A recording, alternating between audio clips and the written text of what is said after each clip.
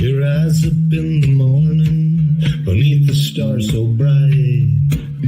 Pull your hat down, make sure your cinch is tight. Horse is kinda snuffy, cold chill up your spine. You'll get your ass moving, son, we're burning daylight.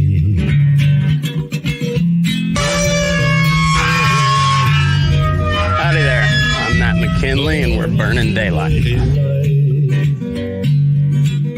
In the saddle till the job's done right. Welcome to Burning Daylight, the only podcast for the working cowboy. Well, howdy there, daylight burners. Welcome back to another riveting episode I got for you today. We're going to go a little more in the political world, and and I'm talking to a city fella, and don't run away. He's a really cool guy. He's really interesting. I've heard him through a lot of the Libertarian podcast. He twice ran for governor of New York, I believe, on the Libertarian ticket, and quite honestly had some of the better ideas, more intriguing, compelling ideas for the age-old question that us libertarians get asked: who will build the roads? And you may have seen him on Joe Rogan as well. I'd listened to him several times before he went on Rogan, but really interesting guy. Got to meet him in person at Freedom Fest there in Memphis, and glad to have you on the Burning Daylight podcast, Larry. Thank you for having me. In fact, we use Burning Daylight in the Marine Corps too.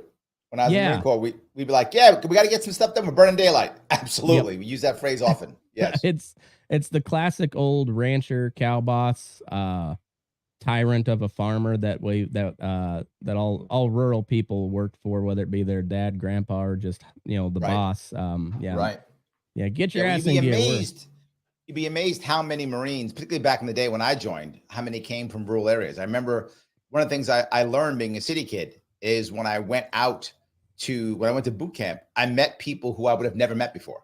Like I met people who didn't wear shoes. Like they didn't mind being outside without their shoes on. I'm from the city. You don't go outside without your shoes on. Like you don't do that. That's not a thing you do, right? You don't do that. Yeah.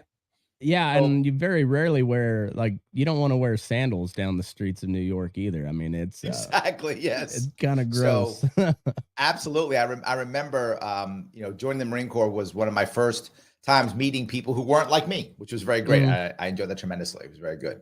And crossing New York State, as you said, as I ran for governor twice, I met, I always liked upstate New York, because when I was a kid, that's where my family and I would go to kind of, go fishing, or we go up there to Bear Mountain to go, to sit out there in a camper or something. Or we drove, for those who don't know New York State, it's a very wide state that has Niagara Falls on one side and New York City on the other, right? So if you want to go to Niagara Falls, you drive across the entire state, right? We have the Finger Lakes. We have a lot of wealthy people who live in New York City have a second home, or used to, not as much now, used to have a second home someplace upstate New York for their vacation home, because the state upstate is so beautiful.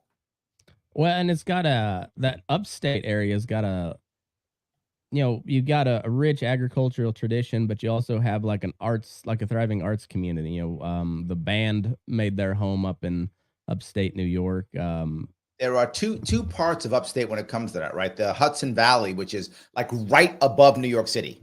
That is just arts like there's no tomorrow. Arts, antiques, music festivals. Woodstock was there, right? Everything you could. That's the Hudson Valley as you go straight up from New York City. But then when you head out towards the west, that's farmland. Like there's no tomorrow. New York has historically, and I mean for the past 200 to 300 years, been good on three things: finance, farming, innovation. And we have blown all three of those away. We are screwing it up like there's no tomorrow. We're losing our finance to Miami and to San Francisco. We're losing our farming because we're destroying all small farmers. Instead, we're using the big farmers buying stuff up. We even screwed up our cannabis legalization to screw over small farmers. And our innovation's gone because we're throwing out anything new. We don't want anything new. We only want old money in New York. And it's just not working anymore. Innovation's going someplace else also. Heavily to Texas, believe it or not. Texas is taking a lot of innovation Some Florida, but heavily Texas is taking our innovation. Or worse, other countries are even taking our innovation. Used to be Eastern Europe until the Russia-Ukraine war. That slowed that down. But now also Israel, massive innovation. So you're finding a lot of it over there.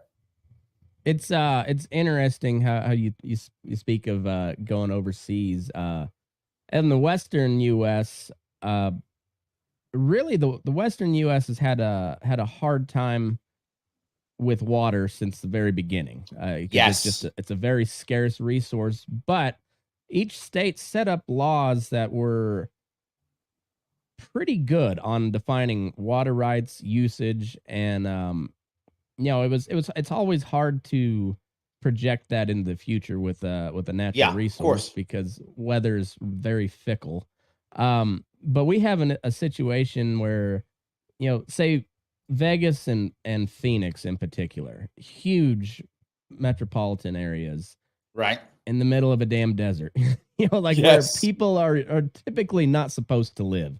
And innovation made it possible, which is awesome. But once you hit the boundaries of a finite resource such as water, there's only one thing that can happen, and that's where people eventually move out because you can't build if you don't have water to. Well, let me bring up two different issues here. One of them is when it comes to water, the East doesn't understand this at all because we have tons of water here in the East, tons of it. Yeah, rain's great, lots of rivers, lots of lakes.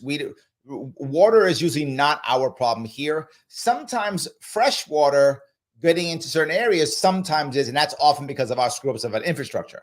But amount of water, we're good in the East, right? I think we're good in the East. But there's something someone told me many years ago, which I never forgot.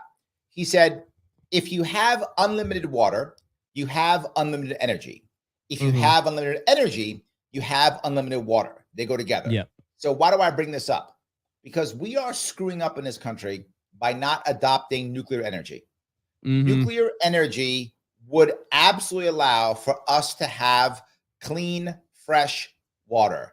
Nuclear energy, desalination plants, nuclear energy, creating plants that take water out of the atmosphere. I mean, you could create water if you use one of the best energy sources we have on the planet, which is nuclear energy. And we're not using it. And in reality, it'll take time, obviously. It's not a tomorrow fix, but it is a fix for our water problem. Imagine if you could put a desalination plant, 2 or 3 of them in California. Oh, it'd be 5 or 6 of them in California. Yeah. Oh my God, right? It would solve California's water problem. And if you'd solve California's water problem, you would really help out almost everybody else's water problem. Yeah, exactly. I'm not sure what happened with my camera here, but I'll can you still hear me okay? I hear you, but I think your camera is being used by some other app.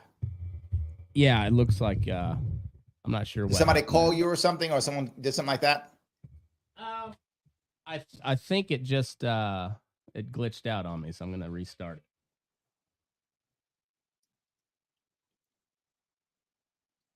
I have the show to myself now.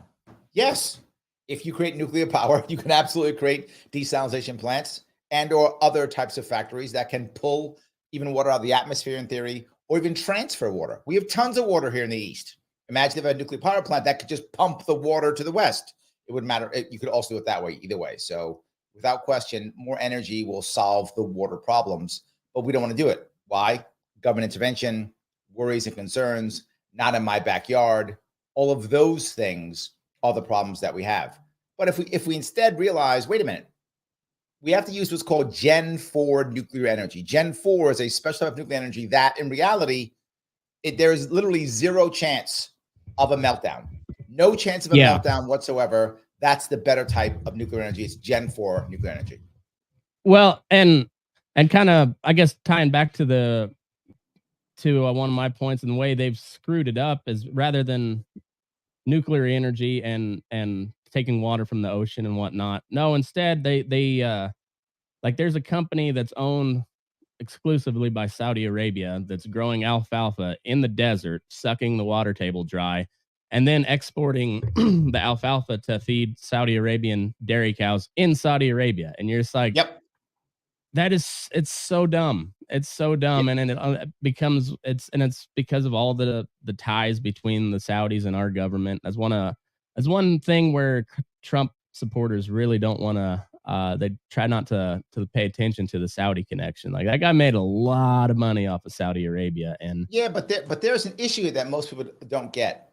Why every single president kisses the Saudis' butt, right? Mhm. It's not because they like the Saudis. That's not the issue, right? That's not the reason. The reason is the petrodollar. Like that's the reason. The reason is the Saudis have agreed to sell their oil, which is the most in the world right now, using dollars, which means other people have to buy dollars, and dollars become the reserve currency. So we keep kissing their butt so we can keep our fiat currency floating. That's the reason exactly why. Right. And we'd rather not invade Saudi Arabia, which would have to be our only other option, right? And we don't want to go do that. That would be a big problem. So we just kiss their butt, give them what they want. They keep forcing people to buy dollars, and this keeps floating our massive debt. That's just our massive Ponzi scheme that is our dollar. Yeah, and if we were to invade Saudi Arabia, I can't even imagine what the mess would be after that. Like Terrible Israel might not exist afterwards, you know. Like it'd be bad. Israel's fine. I'm not worried about Israel. Why are you worried about Israel? Israel has the biggest economy in the Middle East. It has the biggest military in the Middle East. It's one of the most stable countries in the Middle East, and it's got nuclear weapons. Israel will be fine. That's true. I'm not worried about Israel personally. I'm just thinking, I'm just trying to like how all those chips would fall if we invaded Saudi Arabia. Because I can't imagine that it would just nothing but bad. It couldn't be just a strictly a U.S. Saudi deal. No, all those other neighboring countries they're gonna join one way or the other, and it's gonna be a mess. If we had to invade Saudi Arabia, if that was please, I hope I'm not giving anyone ideas. It would be a horrible idea. Let's not do. But if we ever did, that's the end of America, and I mean that because our economy would immediately collapse. We'd lose the petrodollar. Every single Muslim country in the world would say, "How dare you attack our holy land of Mecca?" So you'd have every Muslim country in the world against us, with the exception of maybe probably even the Iranians, and they hate the Saudis. Maybe even them, right? So we'd have no allies anywhere. Oh my God, it would be terrible. I mean, nothing but bad. This is why we don't want to do it. So not that I want us to kiss the Saudis' butt. I think the petrodollar is a bad idea, but I'm just saying I understand why they do it. Yeah. That's all I'm saying. I understand why, even though I disagree. Yeah, no, 100%. But it's pretty wild how thick that corruption is across the board with the Saudis.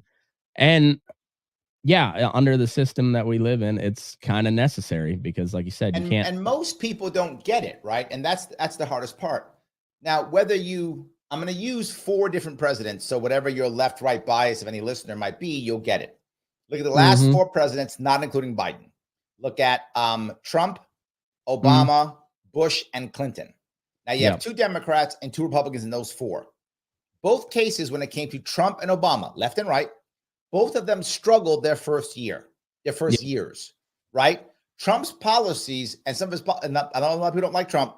I'm just saying his foreign policies were not bad foreign policies, but all of them were delayed by at least 1 or 2 years. Obama, all of his stuff was also delayed 1 or 2 years. But look at someone like Bush and Clinton, again, left and right. Both of them had very good first terms. Why? Yeah. Bush and Clinton were both governors. They already knew how the system worked. They walked into the presidency understanding the system.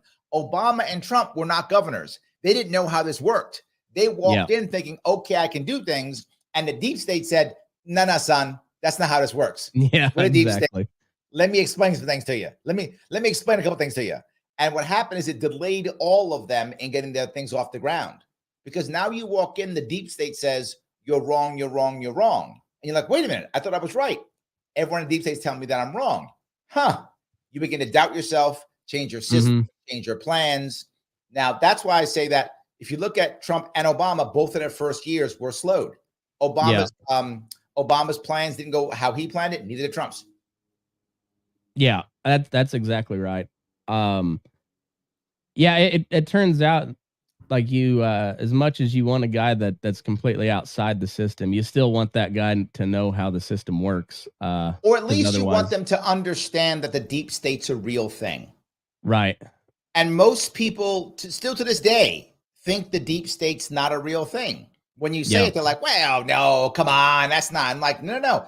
There are literally tens of thousands of people who are making their living, who are paying their bills, who are making their entire life based upon the deep state. They're not just going to walk away from that, right? When we're talking about, and this is kind of national news, but we're talking about this, I'll stay in this world if you want. People ask me, Larry, how do you end the military-industrial complex? How do you stop all the bombing and all of the war hawks? And I said, you have to realize something. The military-industrial complex isn't innately evil. It's innately apathetic. It doesn't care. The complex wants to sell high equipment at a good price to make money. If that equipment happens to kill people, okay. If it doesn't, also okay. They don't care if it kills people. They don't care if it bombs people. They just want you to buy it. Bingo, they want you to buy it. So how do you stop it? You can't go, we're going to shut down all the bases. And no. You're going to wind up, the CIA is going to decide that you don't like your life that much all of a sudden. That's what's going to happen. Right? JFK, I'm not even joking. Right before he got assassinated, I don't know how the timeline exactly was before he got assassinated, it was between the Bay of Pigs and the bullet. He said, I wanted to smash the CIA into 1,000 pieces and scatter it into the wind. And turns out he didn't like his life that much either. That's exactly right. So how do you fix that while still staying above ground? How do you do that? Right? Well, you can. And it's a thing that's actually non-libertarian, which makes some libertarians upset. But there's a part that's libertarian and a part that's not. Let me give you the libertarian part. The first thing you do is, as you begin to stop all the hot wars, you do a second thing. Every single country that we are right now embargoing or sanctioning, we lift all the embargoes and all the sanctions to. All of them. So anyone can now trade and or purchase or buy or. You then take the military-industrial complex contractors and you give them a 2 to 3 to 5, depending on how you negotiate, sweet right of first refusal deals for contracts in those countries. That is not libertarian at all. That's not free market. That is not free market. I'm being open. That's not free market. However, these military-industrial contractors, they don't know how to compete because they don't now. They just buy up politicians at whatever price they want. They sell what they want to ongoing wars. So they're not going to all of a sudden lose those billions of dollars. Okay, here's a 5-year, 3-year, whatever deal where you can make a bunch of money in these countries before everybody else can. And then we'll compete afterwards. We'll compete years later. You'll get the right of first refusal. You'll get the first, start. You get an advantage in these countries. That is not libertarian. That is not free market, but it's the only way I can see of shutting down a military-industrial complex, because these companies don't want to or not want to kill people. They want to sell stuff at a high profit. If I give them a second way of doing it, they're more apt to do it, even though that's not libertarian. Well, and it kind of goes on the world stage. It goes back to the, an armed society is a polite society as well. And had Ukraine had their own defenses beforehand, NATO, and I'm not wanting them in NATO, but say they had NATO style weaponry and they were able to adequately defend themselves, Russia's going to be a lot more hesitant to invade. Same way, like if Yemen had a powerful defense, like say Iran has, the Saudis wouldn't be carrying on this war for as long as they had either. And it's it's not a libertarian solution on any front there, but it seems like a practical one, And what do you mean by that? Well, I think letting people arm themselves is libertarian. How's that not libertarian? That sounds libertarian to me. That part, I think so. But it also goes back to the military industrial complex being kind of this big evil thing. But also, as you said, it's not necessarily evil. It's just they just want to sell weapons. Yeah, and what I'm saying is, as long as they're selling things, we as they should be selling things on the open market like anybody else does. Our military industrial complex allows them to not compete. Yeah. And that's my point, right? They're not, it's not a free market. If it was a free market and they're selling weapons, okay, sell weapons. But our current system, this is not a free market. It's the American government deciding where to fight and then who to buy weapons from. Mm-hmm. And then the companies just bribe the officials so that they give them the contracts. That's not a free market. What I'm saying is open it up to a free market. I don't mind you buying or selling weapons as you see fit, but you shouldn't be buying the weapons, because what most people don't get, and I'll go one step further, a lot of foreign aid is people are against. It's just a jobs program. So what happens in country A, we decide to give country A $50 billion in foreign aid. Okay, great. It's $50 billion. They take $10 billion and they pay off all their local cronies, all their local warlords. And then they take $40 billion and they buy weapons from us. So we basically, it's just a jobs program. Yeah. Well, okay, I accept that as true. If you want to get rid of the foreign aid, I agree. But then let these people sell into other countries so we don't lose all our jobs. Mm-hmm. Yeah, I agree. It makes sense. And like I said, it allows these smaller countries to be able to arm themselves, defend themselves. Agreed. And competition spurs innovation too. 100%. And because that's one thing we've really noticed is like the military industrial complex has created some really cool shit over the years. It's true. Not wrong.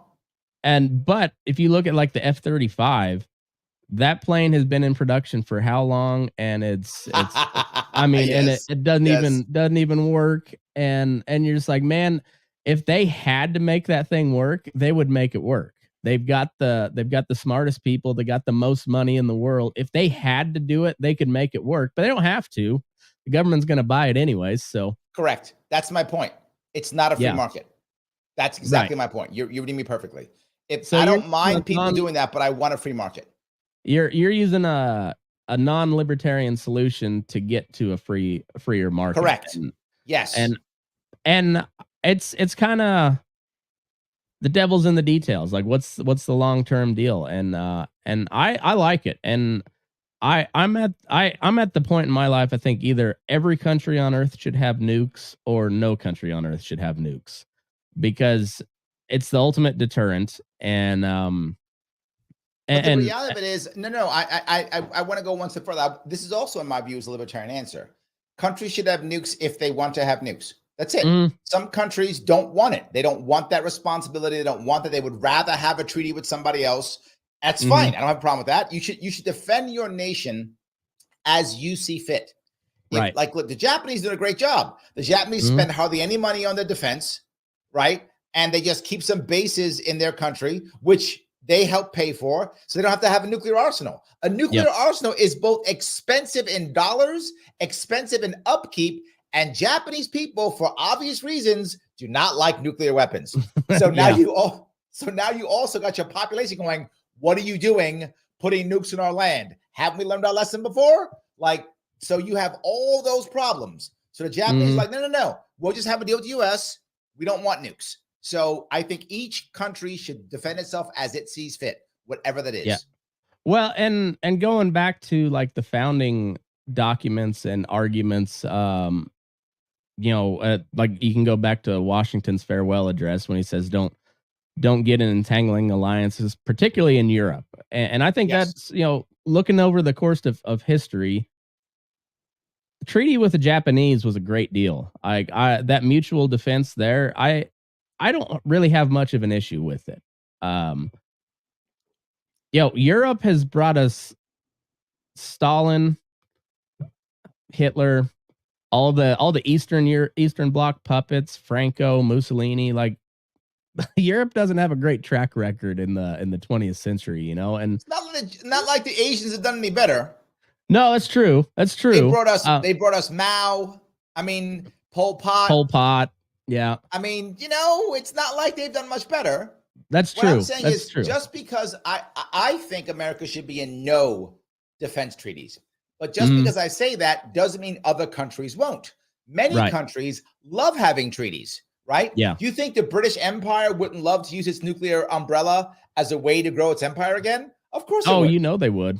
They would love to make a deal with Singapore or something and say, we'll nuke people in defense if you give us some special trade deal or let us fly your flag over your country or some shit. Of course they would do that.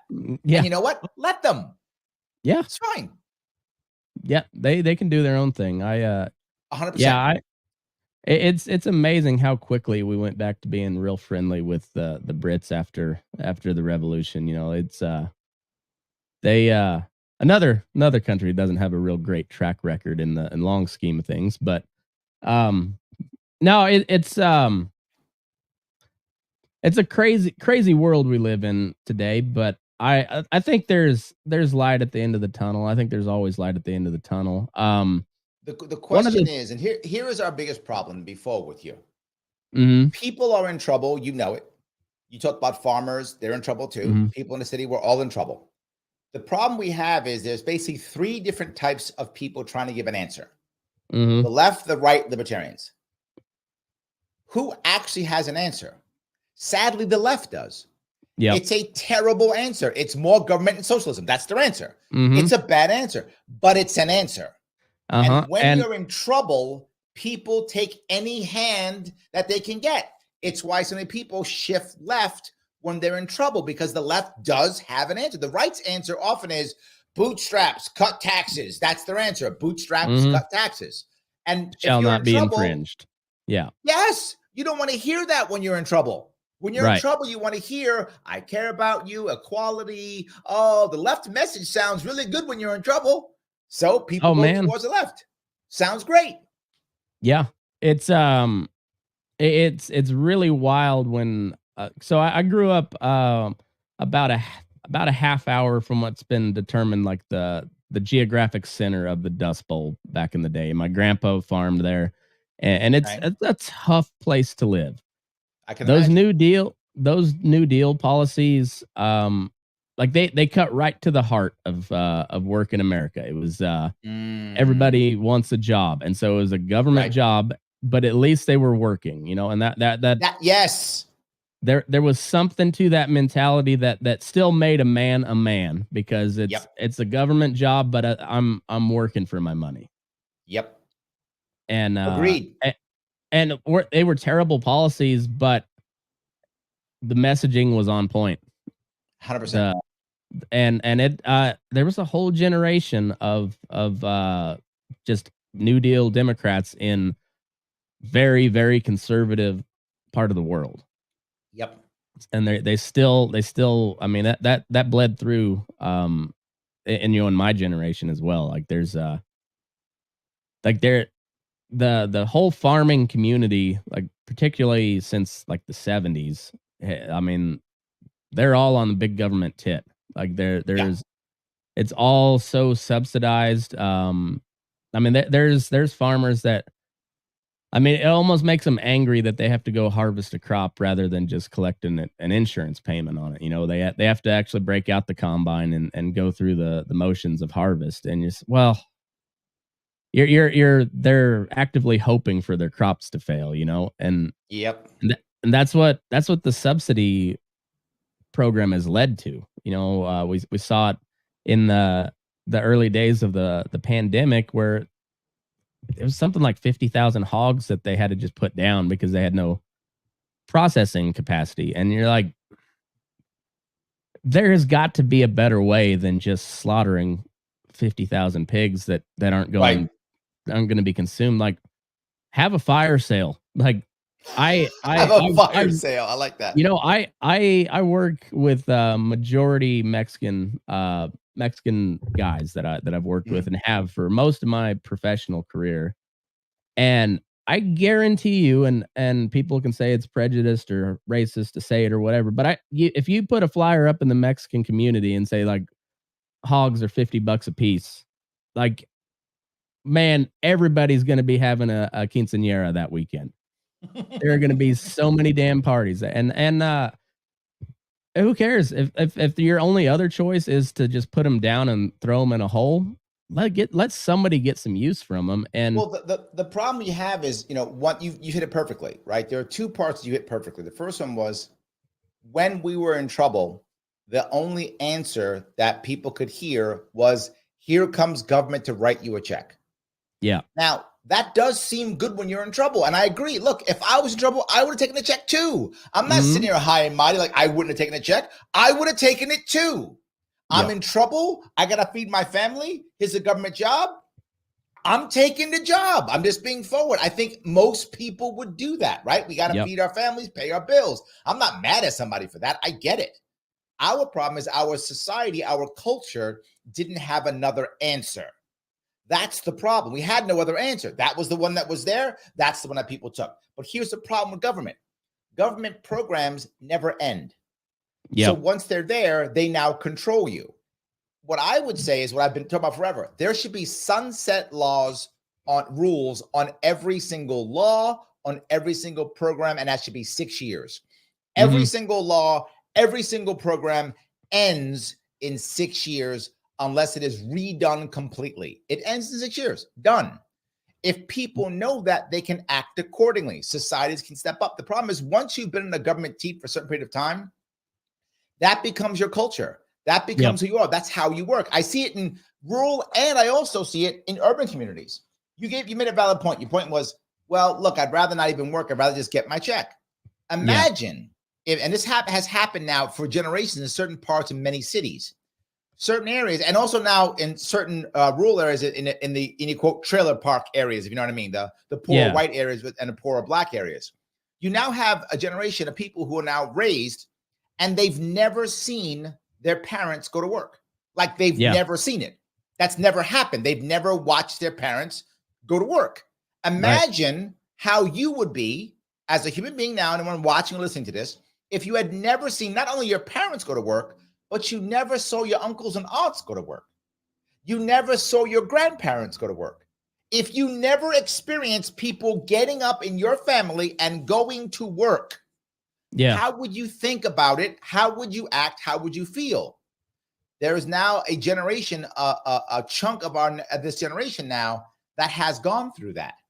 Yeah. And that's because the government has said, you don't have to. It's not required. And now socialists who are all about this have said, see, why go work for the man? That's capitalist. Capitalism is bad. Capitalism is exploitative. Capitalism destroys you. That's what they all tell you. Meanwhile, laying on your ass, not doing anything, that's destroying you. Right. Yeah. You have no sense of purpose either. And that's why, and then, so then they get wrapped up in these left-wing ideologies because that's the only purpose they have in life. And 100%. Yeah, it's really crazy. And it's, I don't know. Our job has to be to give them other answers.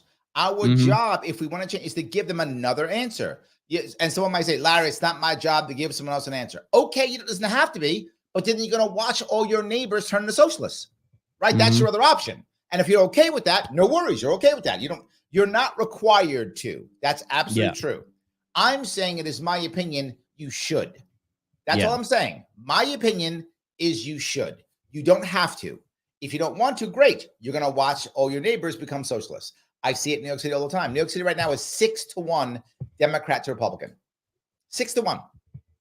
And it's getting worse. It's getting worse. Yeah. It was funny when we met there in Memphis. I'd spent a little bit of time in New York City. And I mean, I graduated. It's an amazing place to visit, guys. If anyone listening, I wouldn't live here. I do live here and I regret it. You don't have to live here, but visiting is amazing. It's a great place to visit. Yes. There's a reason it's still considered one of the greatest cities that the world has ever seen. But 100%. I graduated with a class of 19 people. It was in a town of about 400 people, I think, total. Little bitty, like less than a speck on the. There were more people in my graduating class than in your entire town. Yeah, exactly. And yes, one of the craziest things I can remember, like the first time I saw like a crosswalk light change and just like hundreds of people at the same time crossing the street, if not thousands, in both directions. And I just remember thinking to myself, like, where do all these people go? Like, what do they do? Where? Right. And it's just wild, because I'd go I'd turn out of the driveway at home and I'd say, well, there's Terry. He's headed down south to check his cows. And there's only a handful of people that you'd see every day. And what you right. knew what they were where they were going and whatnot. Right. And then just one crosswalk in street corner in New York, and there might be 2,000 people that cross all at the same time, and yet it just blew my mind. I don't even know where. I don't know anybody there, but let alone what the hell are they doing? What do they do for a job? Something to remember here, right? In New York City, and again, New York City is the largest city in America by far. It's not even close, right? By far. It's more than twice as big as Los Angeles, the second largest city that we have. That is how big the city is. The metro area has about 16 million people in it. So just New York City with 8 million has more people than about 40 states. Yeah. There are more people in the Bronx than there are in Wyoming. Like that, right? That's just 1 out of 5 boroughs that we have. We have 5 boroughs in the city. That's one. Brooklyn, our largest borough, has 2.3 million people in one borough. And there are some parts of Manhattan that density is 30 to 40,000 people per square mile. Oof. That's correct. Wow. We literally live on top of each other. Yes. Everything you said is true. Yes. But I also think for guys like me and people that grew up in rural America, like I think it's important to go to New York City. I think it's important to go into Chicago, LA, and see how the majority. No, Chicago, no LA, New York City, none of other cities. There's only. I'm going to be a little biased here. There's 3 cities you should go to, and this is why I'm going to be biased, if I may. New York, Boston, Philly. Those are the 3. Why? Because those are old East Coast cities that existed in the 1600s. Port cities too. Yes, and they're cities that existed in the 1600s. They were all part of our Revolutionary War. They all have a rich history of America in it. You can all get the real rich history of America in those 3 cities: Boston, New York, Philly. If you want to do a tour of urban America, my totally biased view is those 3 cities. New York, number 1. New York, Alexander Hamilton is literally buried here, right? Yeah. You can see Wall Street, which is where the wall was when the Dutch still owned it. It was New Amsterdam. That's exists in New York City. Ellis Island, Statue of Liberty, Empire State Building. That's all New York City. It's an old city with an old history. Boston too, and Philly, but they're not as cool as New York City. So I know I'm biased, but I think everybody should go visit these cities. The UN is even in New York, right? Yeah. We don't realize in New York City, 1/3 of people born in New York City aren't born in the country. I'm sorry, in New York City aren't born in New York City, aren't born in the country. 1/3 of people in New York City also aren't born in New York City. So most people who are in New York City aren't from New York City. Yeah. It is very common for us to say, where are you from? Because we assume you're not from here. Yeah. Yeah, that's exactly right. It's and it's crazy, like the sheer amount of different languages you hear walking down the street in New York as well. It's it's an amazing place. I'd never want to live there, but I haven't been. Last time I was in New York was it was a month to the day before the planes hit the towers, because I was on. Wow. I can't remember which tower I was on the top of, but it was August 11th of 2001. I was at the top of the before World they Trade went down. Center. Yeah. Nice. Yeah, so I'm glad I did, but boy, that was a creepy feeling when I saw him hit. I was like, "Ooh, I was just there," I was just there. Yes, and it's crazy, but no, I think it's an amazing city. I've never had a chance to go to Boston. I've been down the East Coast a little bit and up to Massachusetts, but I've never been to Boston, never been to Philly. But I've heard the same thing from. Yes, Philly has a lot of great history also, particularly Revolutionary War history. A lot of it, right? Ben Franklin was there. It was our first capital was Philadelphia, right? So it's the Continental Congress was in Philadelphia. So there's a lot of very interesting stuff in Philly too for those people who like history or things like that. And the old town is still very much similar to what it was back then. So there's a lot of cool things in Philly. Yeah, that's awesome. I guess we got about 20 minutes left here before I let you go. I'm sorry, we didn't talk about farms at all. We're sitting there yapping about stuff, brother. I'm sorry. I know. It's all right. And I was gonna say before we do get out of here, I wanted to hear kind of your platform as when you were running for governor. Are you planning on running again?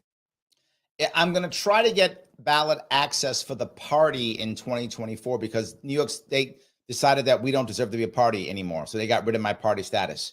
So, That's yes, common thing. For those who are listening or watch, you don't know, Democrats and Republicans have completely rigged the system against third parties that there's no tomorrow. And parties are not in the Constitution. They are literally not there. Whatever the parties are doing right now is literally unconstitutional. And there's not a judge who would say that's true. They'll just ignore it and go, no, because they're all part of the same system. Nothing they're doing is correct. In fact, what people don't realize is they didn't used to print ballots. That wasn't the thing. You walked in on a sheet of paper, wrote down who you voted for, and put it in the ballot box. You could vote for anybody. There was no such thing as it being on a ballot and you could only check this person and it was only counted if it was an official party. That shit's made up by parties. You're supposed to be able to vote for whoever you want to vote for, however you want, and your vote counts. Those days are long gone. So forget that. But anyway, my point being, I'm going to try to get ballot access in 2024 so I can run again in 2026. The Republican Party sued me off the ballot in 2022, so I couldn't get on. And in 2020, the Democratic Party threw me off, destroyed my party. So both sides screwed me over. The Democrats destroyed me in 2020. Republicans destroyed me in 2022. So I get equal opportunity smacked. But let me bring up, if I could, the issue that I bring up with farmers in New York State. Several things I want to do this to help farmers in New York State, because you brought up farmers. The first one is I want to create a law that is actually right now in Wyoming, if I'm not mistaken. It's a law that states that if you want to sell your product or service only in New York State, you are immune from all federal regulatory bodies.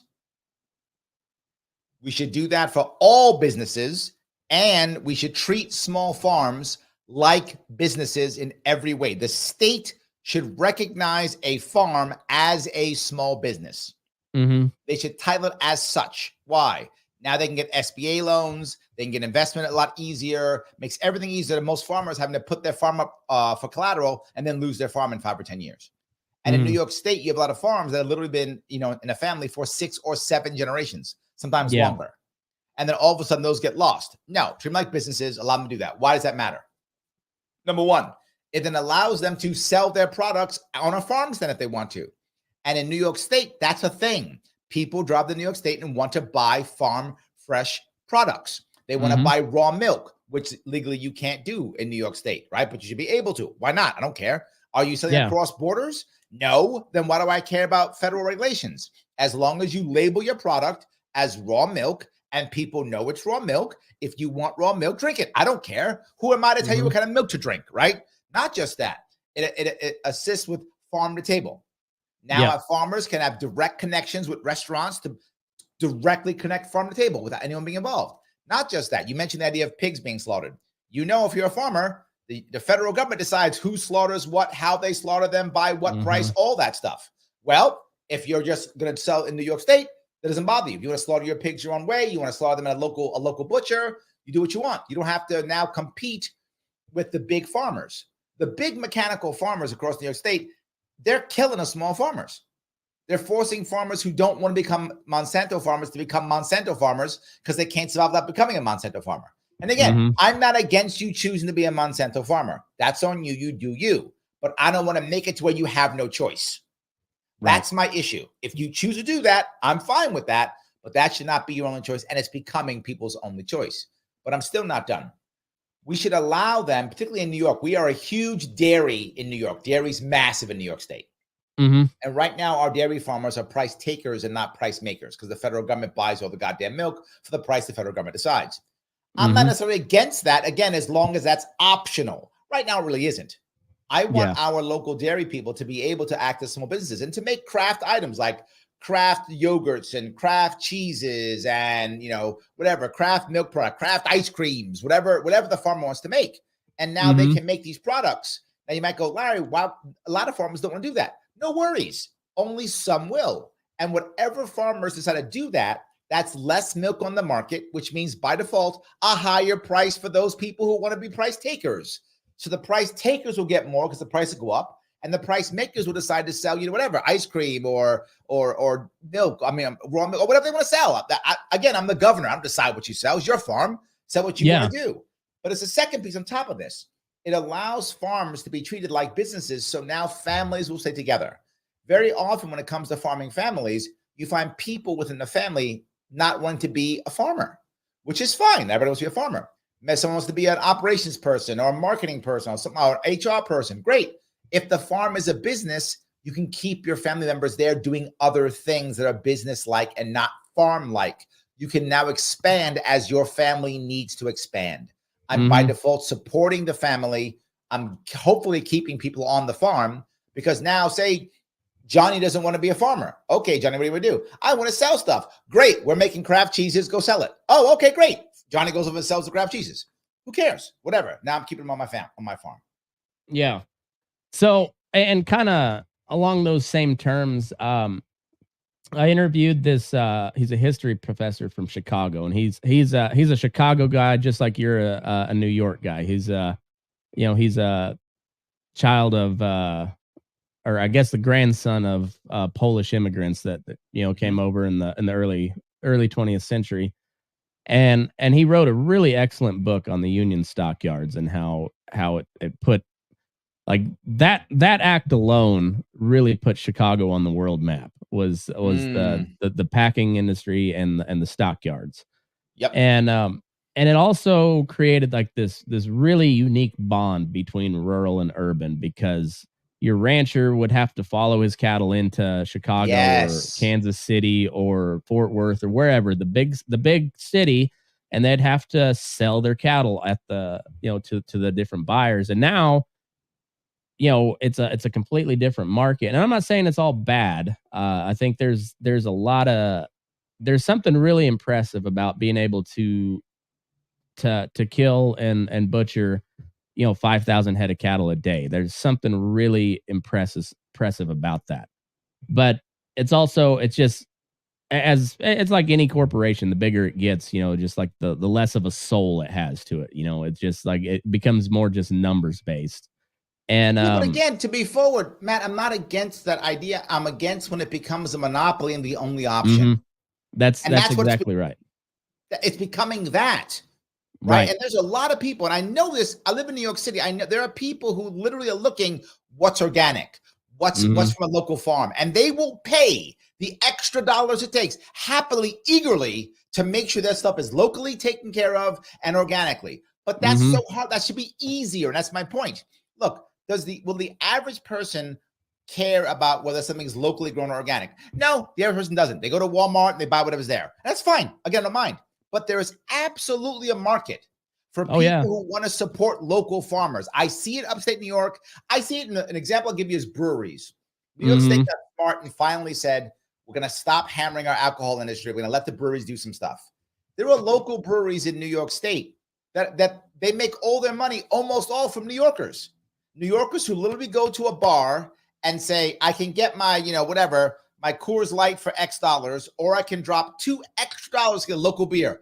I'll take the local beer. I want the local beer. And they pay an extra $1 or $2 for a beer because it's local, and they do it all the time because they want to. There is a market for that. There absolutely is. Well, and they'll a lot of those breweries and stuff, they will, whether it's a sales pitch or not, or if they truly mean it, but they'll tell you why it's better than Coors Light. And and if they're good enough, they make you want to drink it anyways, and so like I'm a big fan of like local coffee shops, local breweries, all that. And I'm a rural guy, it was a big thing. We lived an hour and a half from the nearest Walmart. So like it was kind of a big thing when you went to town to even go to Walmart. Like getting KFC was a treat for us, and that's that's like one of the shittiest fast foods out there. But for us, it was an hour and a half and when my mom would bring home a bucket of KFC, like that was a pretty cool evening for us. Absolutely. And, but also we had steak 4 or 5 times a week because we raised our own beef too. And so right. That was when I went to college. When I'd go home and then I'd bring back a cooler full of beef that we raised, and my city roommates were like, "Oh, this is kind of awesome." And well, you can buy some, you know, like that. Yes, We've always right, got right, right, cattle. right. We can always buy or sell some to you. And that was one of the really cool things that come about due to the pandemic, or I guess in spite of the pandemic, but it was the Better. I pandemic. like that. Yeah.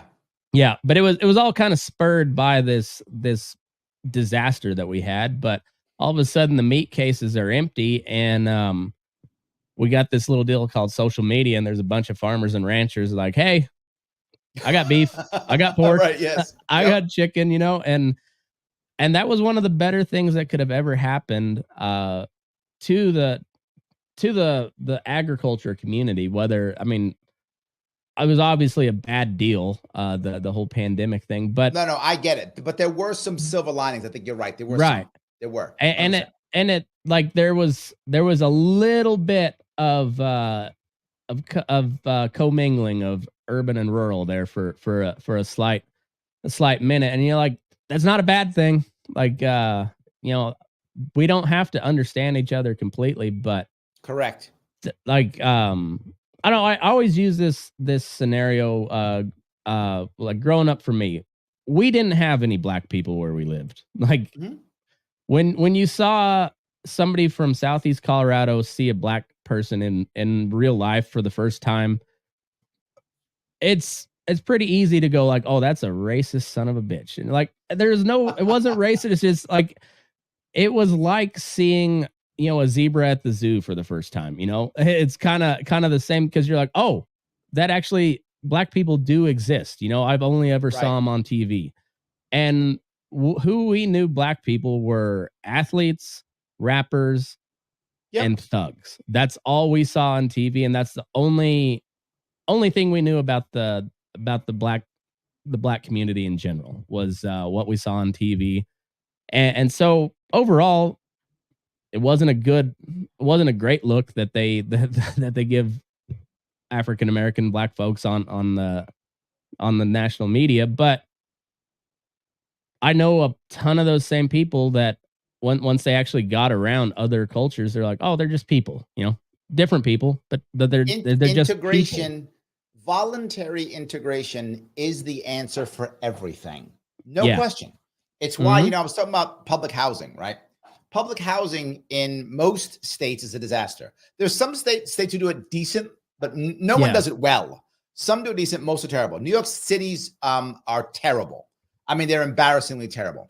So what I was saying is you want to shift this into a rent to own concept, where every public housing is shifted into rent to own. What do? I now encourage private companies to create rent to own properties in the public housing sector. Why? Because if I do that, when they sell it, New York State will take that company that bought it and say, when it's totally sold, all the money comes out, no taxes. No taxes if it's public housing rent to own. People go, wait a minute, you're now giving a tax break to the wealthy. No, I'm paying the wealthy to give housing to people. That's what I'm doing. So the wealthy are now building houses and taxpayers aren't. That's what I want. So I give them a break so they build housing. Why does that matter? Because when poorer people start owning homes, several things happen. Some of them won't want to own. That's fine. That it's voluntary. Some will. As they begin to own, those people get an ownership mindset. Maybe I could own something else. Maybe I should do this. They'll start passing their wealth down. All those things start happening. But not just that. They may decide to sell their home and move to a better place. They may decide to rent their place out. They may decide not to. Gentrification goes away. Gentrification is only a problem for renters. It's not a problem for owners. Owners love gentrification. So now if I'm an owner, gentrification comes in, the value of my home now is going up. Do I want to sell it? Do I want to rent it? Do I want to Airbnb it? I can make decisions on what I want to do. But what winds up happening is now different people own, different people stay, different people sell, and you begin to integrate not only by ethnic background, but also by socioeconomic background. You have to integrate. As people integrate, what you said is exactly true. They become normalized, right? The reason why people don't like this group or that group, because they haven't met this group or that group, right? But now you start meeting these people and go, oh, okay, yeah, they speak a little different than me, but man, they're just like me. They have same problems, issues, concerns, worries. They got to pay their bills. They got family problems like I do. All the same thing. They just speak differently because they have a different ethnic background. That's it. It's one of the funniest things is you'll hear some old cowboy be like, I had this Korean barbecue the other day. Man, you would not believe, and it's little things like that. And you're like, that guy probably doesn't have the same views on race that I do, but he's just something like that. You're like, yeah, get out and experience the world a little bit. And Absolutely. you see that like people are just people. There is good and shitty people regardless of class, Absolutely. race, and everything. And I And still, in the long run, we just want to be better. All of us just want to be better. Mm-hmm. That's it. So, and did you watch that mock trial where they put open borders on trial? I didn't Freedom see that. Fest? No. It was pretty interesting, and I'm not really on. I get the open borders argument with a huge caveat. Like, yeah, I agree with them with a huge caveat that you can't have a welfare system if you're going to have open borders. But it's I work in a not so glamorous part of the agriculture world. I'm a feedlot cowboy, sure. And I can tell you that Mexicans aren't taking your jobs because no, I know that. Yes, Mexicans are the only ones that show up. Situation. I have a similar situation here in New York City, but it's not in the farming industry. It's in the hospitality and restaurant business. Mm-hmm. Same concept. Yeah. Well, who shows up to get that job? It's poor immigrants. That's the way it's always been. The way it's always been is the poor immigrants. They take the jobs that the Americans that have been here for a while don't want. They just 100% true. They're not taking that job unless it comes down to their last option. But there's always that government option, so they don't take the shitty job that nobody wants. But Pedro or Mohammed or somebody else will take it, and because they know what real poverty looks like. The point I've brought up in the past is we make a dichotomy that doesn't exist. We say, "What do you want? Open borders or not?" That's insanely dumb. That's not the right way of looking at it. You can have vibrant immigration and a secure border. You can do both. Now, how do I know that? Because I've already come up with a plan. I've had it for 5 years. No one picks it up because they don't want to solve the problem. What they want to do, it's a wedge issue. Bingo. Keep it a wedge issue. Why would I fix it? Let me tell you what the plan is. We need to have 2 Ellis Islands on the southern border. Both of these Ellis Islands are private companies. All the government does is lease the land. That's all the government does. The government leases the land, says private company, you control it. What kind of company? A recruiting company. There are tons of them. It's a multi-billion-dollar industry. They already know how to do it. They literally create a large facility that can house thousands upon thousands of people. I'm not joking. They just build it. They can build it. If we let them go, they'll build it in a year. Have the Mirage build it. Have one of those casinos make it. Whatever. It could be done. They'll knock it out in a year. So now what does that mean? If you want to come to our country legally, go to the Ellis Islands. One of them. You pick the one you want to go to. 2 separate companies. So if one company's bad, they'll go to the other one. This company won't make any money. It'll go under. The market forces will affect it, right? So you make sure that you have 2 separate companies. People go there. And then they vet you. Do you have a disease? Are you a criminal? Whatever the case may be. You're not? Great. You stay there for whatever is the appropriate time, 14 days, 21 days, whatever the time is. I don't care what it is. They keep you there. Then they give you an orange card, and they can go to any state that opts it. If a state wants to opt out, they may. I don't know what state would opt out. I think it'd be stupid. But if they want to, they can. The state can opt out if it wants to. Otherwise, it goes to a state where they want to work, and they get a 2-year visa to work. Now they can pay their taxes. They're legal for 2 years. There are 2 rules for this. Number 1, they may not take any form of public assistance.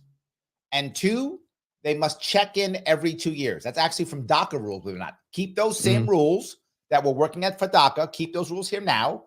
Then that works. If the person takes any a public assistance, gone. They don't check in 2 years, gone. But here's the good thing. You now can create a rule or for them to get some form of green card.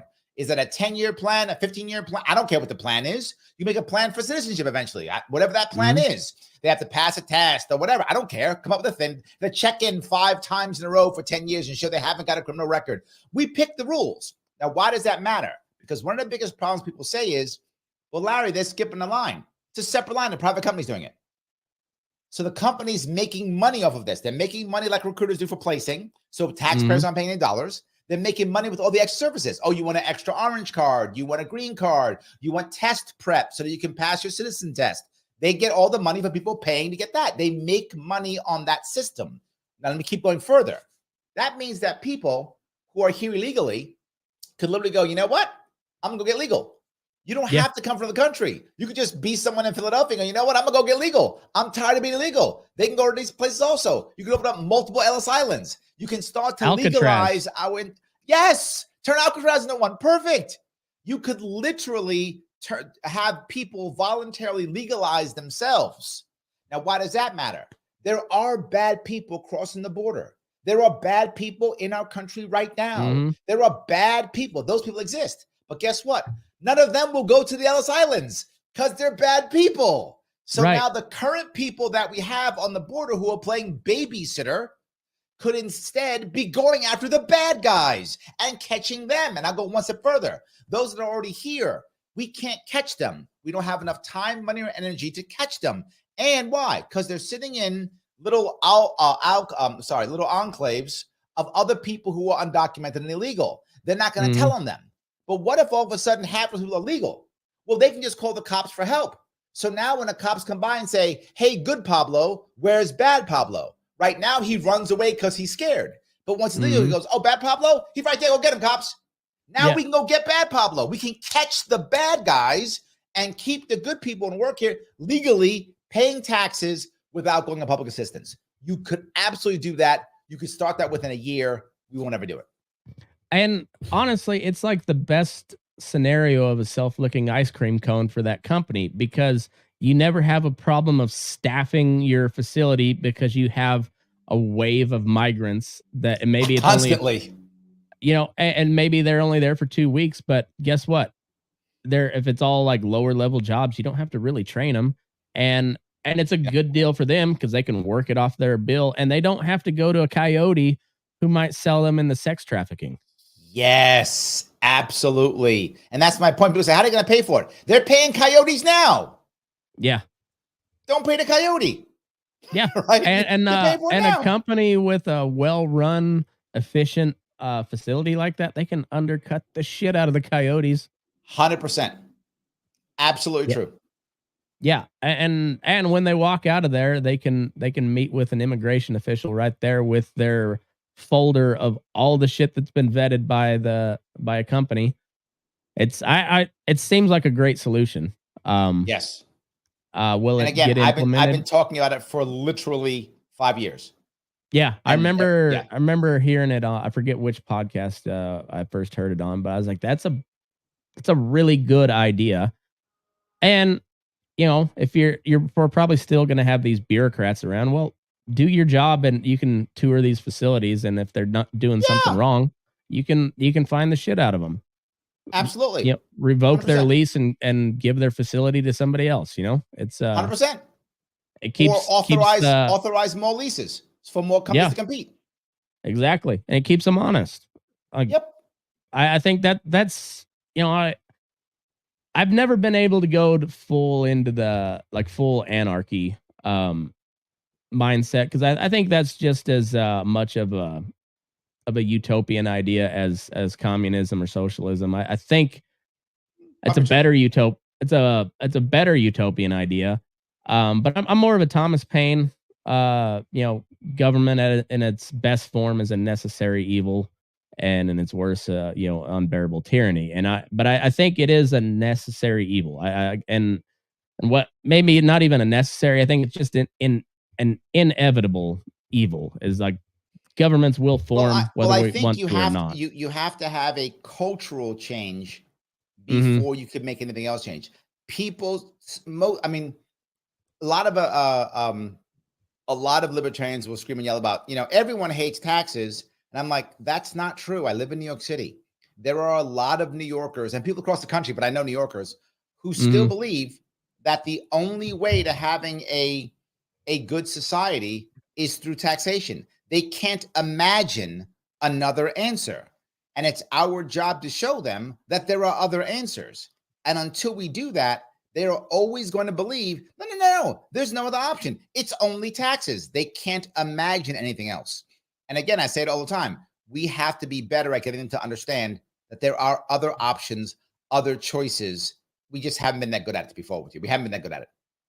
No, I think that's right. And no, you're 100% right that people like I mean, California votes new taxes upon themselves all the time. All the time. Yes. I live about 20 minutes from the California border. Like we're on the border of good California where it's kind of normal good California. people. I like that. But like, like even if you listen on the radio, you'll hear ads about California, or it's like on podcasts, even geolocated ads. So you'll get a bunch of political ads about this new tax that's going to solve everything, and solve it all. I listened to it and I was like, God, how is anybody dumb enough to vote? But they do. They do. Overwhelmingly pass it every time, and you're just like, well, I mean, the only thing I can think of is they actually believe that shit, and they do. And how you make them not believe it, I don't know, but it's it's crazy that people truly believe that like taxes are like it's your civic duty, and and they can't imagine it. What did I always say? It's the price to pay for civilization. They can't imagine anything else. Yes. Yeah, I know it. And it's insane particularly when you look at the states with no state income tax. So Nevada's. Yes. I mean, that's a big reason why I'm living in Nevada now. That's why I was thinking about going to Tennessee. I was thinking about Tennessee. I was. Memphis was pretty cool. I really enjoyed Memphis. I like Chattanooga. That's kind of my spot. I've got a friend that lives over there by like Knoxville, I think is where they're at. They're from Vermont originally, and they just moved to the Knoxville area. They're starting a new homestead. Nice. But a ton of people moved to Florida. Like Vegas keeps getting bigger. Which is, I mean, it's good and bad because 2/3 of Nevada's population is in Clark County, Vegas area. Wow. And I had no idea. So a lot. Yeah, so and Nevada's a big state geographically. Sure. I mean, it's huge, and so there's a lot of people that just like, I mean, your vote don't mean a whole lot because it's just it hinges on what Clark County is going to do, and they're pretty fickle. It's a blue collar town, but it's also a union town, and I'm not opposed to unions. Actually, I think that's an untapped resource for a lot of like libertarian and conservative movements, is like particularly the conservatives, like the Republicans make no bones about it. They are anti-union, and I'm not necessarily pro-union, but man, that's a powerful force in this country that like the right, kind of the right of center people have like they just wrote it off, kind of how they've wrote off the black community too. Like they're never going to vote for us, and I don't know. But I don't know. You see folks like you and Maj Toure doing the Lord's work, and we keep trying. Maj said it best. He's like, you need the hood, and, yes. And that's true. I always say something else, right? Remember, most of the country is left, right? Most of the country is left. There's more Democrats than Republicans. Yep. Most of the country is left. That's the reality of it. Yep. If we cannot convert the left, we cannot change the country, which is why I spend so much time talking to the left. We have to convert the left. And my example that I think is the best one is another black person, Thomas Sowell. Yeah, Thomas Sowell is amazing. And he used to be a Marxist. Yeah. So he came from the left, and he's one of our best minds that we have in the liberty movement. And he was a Marxist. So look, the left can be converted. And the thing I say is people who hear that often can't believe it. Say, no, remember, Thomas Sowell's brilliant. So how could a guy that smart be a Marxist? Because with the information and experience that he had, that made the most sense to him. Yeah. Until finally he got different experience and different information, and then he changed his mind because he's a smart, savvy guy. There are lots of smart people who are Marxists because we haven't done a good enough job communicating our message to them. So they go, wait a minute, could I be wrong here? We have to be better at that. I'm trying my damnedest to be better at that. If we're better at that, we can turn the left. If we turn the left, we can change this country. Right. And so like there was we were on the verge of a huge UPS strike here just I remember, like last week or something like that. And you know, and that's one thing where like everybody uses UPS. Everybody gets packages delivered from Amazon via UPS. Everybody does. And most people, particularly in rural America, you have the same UPS guy every time. And I'm sure it's different in the cities, but I bet it's pretty similar because they in the city, one UPS route is one building. Yeah, so you how have big the buildings are. Yeah, exactly. Yes. But the but entire route is one building. But I bet most of the time it's the same guy that delivers to that same building. It is often. Yeah, so it's and so like we know our UPS guy or gal. And one of the big sticking points in this contract negotiation was air conditioning in the trucks. And I remember, as a regular person, you're just like, all right, you assholes can put an AC in your truck like that. Like you guys can afford that. I know you can. And so like it makes sense. Like that's kind of one of the good things about the unions is they can get on a bullhorn and bitch about how they don't have AC in the truck, and normal people me and you. Let me be like, very clear. I'm not upset about unions at all. Unions are just the First Amendment. It's freedom of speech and freedom of association. What I don't like is when government monopolizes unions and public sector unions who are actually negotiating not with their own. You can fix public sector unions in a very simple way. There's two things to deal with unions. One is their political, and it's really one thing, their political power. That's the issue. Their political power is the problem. Now, two pieces to deal with that. Number one, right now, a public sector union will negotiate with the governor or the mayor or the whatever. It's not the governor's money. It's not the mayor's money. They're all on the same side. They're bribing them for votes. That's insanely stupid. With all our money. Public sector union contracts should be settled by public referendum. Right. Negotiate with the people who you are serving. Those are your actual bosses. If you are a public sector union, people go, well, will the people screw them? Why would you? Half the people you know work for the government. You're not going to just screw them. You're going to have an actual back and forth. People will probably still vote for most of the contracts, but not in negotiating with the public, not the individuals. And his best part, the union has no need to then buy the politician anymore. It takes that piece out. Second, you pass a very simple law in every state, and that is you may only donate money if you can vote. That's it.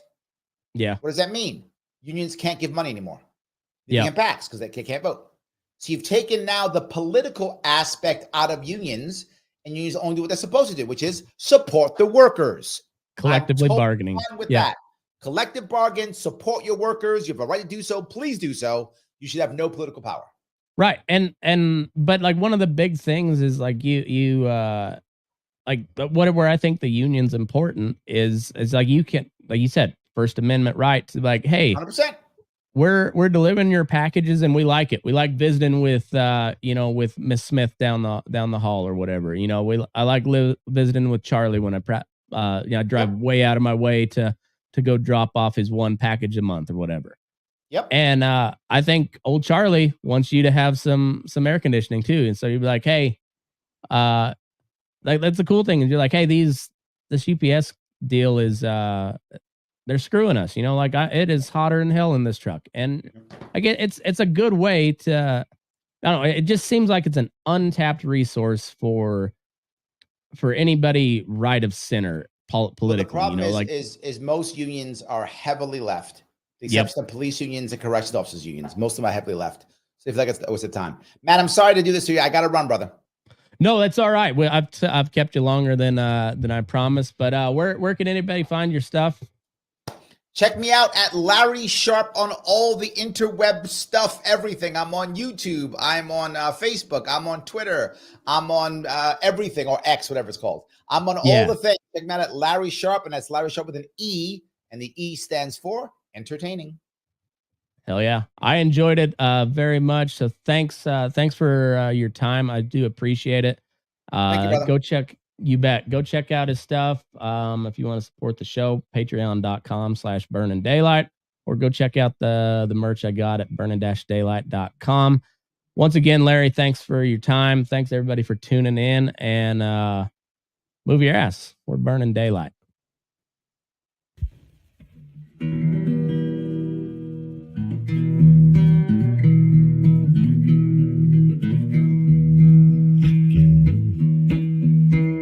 Rise up in the morning beneath the stars so bright.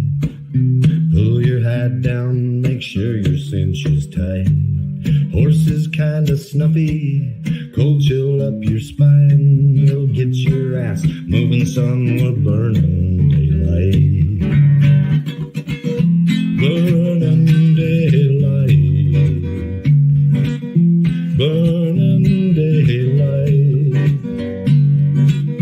In the saddle till the job's done right.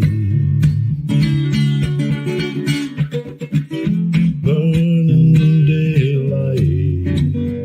Well, life is just a gather, and you won't catch 'em all. But when you ride through the gate, make sure you sit up tall. I can see the horizon, it's looking pretty bright. Well, get your ass moving, son, we're burning daylight. Burning daylight. Burning daylight. In the saddle till the job's done right.